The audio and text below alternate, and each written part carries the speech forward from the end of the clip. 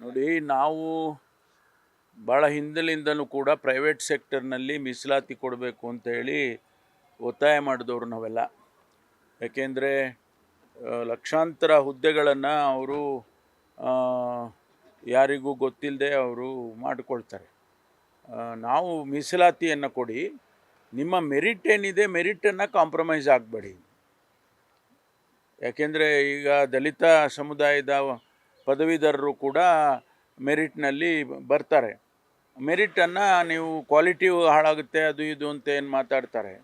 ಮೆರಿಟನ್ನು maintain ಮಾಡಲಿ, ಯಾರು ಬೇಡ ಅಂತ ಹೇಳೋದಿಲ್ಲ. ಆದರೆ ಮೀಸಲಾತಿಯನ್ನು ಕೊಡಬೇಕು ಅಂತೇಳಿ ನಾವು ಒತ್ತಾಯ ಮಾಡ್ತಾಯಿದ್ವು. ಅದಕ್ಕೆ ಈ ಹೊರಗುತ್ತಿಗೆನಲ್ಲಿ ಕೂಡ ಕೊಡಬೇಕು ಅಂತೇಳಿ ಈಗ ಒತ್ತಾಯವನ್ನು ಮಾಡ್ತಾಯಿದ್ದಾರೆ. ಈಗ ಲೋಕಸಭಾ ಚುನಾವಣೆ ನಂತರ ಈ ಸ್ಥಳೀಯ ಚುನಾವಣೆಗಳಿಗೆ ಈಗ ಸಿದ್ಧತೆಯನ್ನು ಮಾಡಿಕೊಳ್ಳಿ ಅನ್ನುವಂಥ ರೀತಿಯಲ್ಲಿ ಕೆಪಿಸಿಸಿ ಅಧ್ಯಕ್ಷ ಹೇಳಿದ್ದಾರೆ. ಈಗ ಕಾಂಗ್ರೆಸ್ನಲ್ಲಿ ಆ ತಯಾರಿ ಶುರುವಾಗಿದೆಯಾ ಸರ್? ಅಲ್ಲ, ಈಗ ಇದರ ಫಲಿತಾಂಶ ಬಂದ ನಂತರ ಈಗಾಗಲೇ ಭಾಳ ದಿವಸದಿಂದ ನೆನೆಗುದಿಗೆ ಬಿದ್ದಿದೆ. ಜಿಲ್ಲಾ ಪಂಚಾಯಿತಿ, ತಾಲೂಕ್ ಪಂಚಾಯಿತಿ ಸಂಸ್ಥೆಗಳು ಇನ್ನೂ ಪರಿಣಾಮಕಾರಿಯಾಗಿ ಕೆಲಸ ಮಾಡಬೇಕಾದ್ರೆ ಜನಪ್ರತಿನಿಧಿಗಳಿರಬೇಕು. ಅದಕ್ಕಾಗಿ ಮಾಡಿರುವಂಥದ್ದು.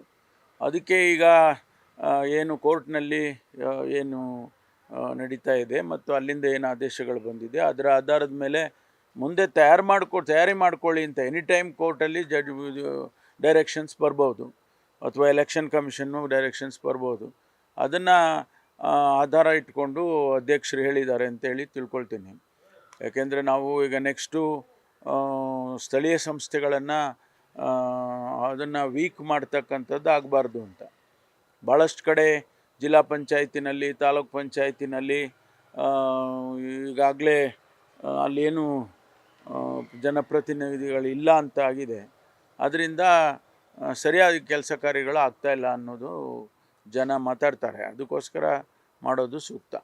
ತಾವು ಕೂಡ 8 ವರ್ಷ ಕೆಪಿಸಿಸಿ ಅಧ್ಯಕ್ಷರಾಗಿದ್ದರು. ಈಗ ಲೋಕಸಭಾ ಚುನಾವಣೆ ಆಗಿದೆ, ಪಕ್ಷದಲ್ಲಿ ಬದಲಾವಣೆಯ ಕೂಗು ಏನಾರು ಇದೆಯಾ ಸರ್? ಯಾಕಂದರೆ ಅಧ್ಯಕ್ಷರು ಬದಲಾಗ್ತಾರೆ ಅನ್ನೋಂಥ ಚರ್ಚೆ. ಅದೇನು ಚರ್ಚೆ ಏನು ಆಗ್ತಾಯಿಲ್ಲ, ಅದು ಹೈಕಮಾಂಡಿಗೆ ಬಿಟ್ಟಿರುವಂಥದ್ದು. ಅವರು ಅದನ್ನು ಗಮನಿಸ್ತಾರೆ. ಅವರು ಒಂದು ವೇಳೆ ಬದಲಾಯಿಸಬೇಕು ಅಂತಂದರೆ ಅವರು ಬದಲಾಯಿಸ್ತಾರೆ.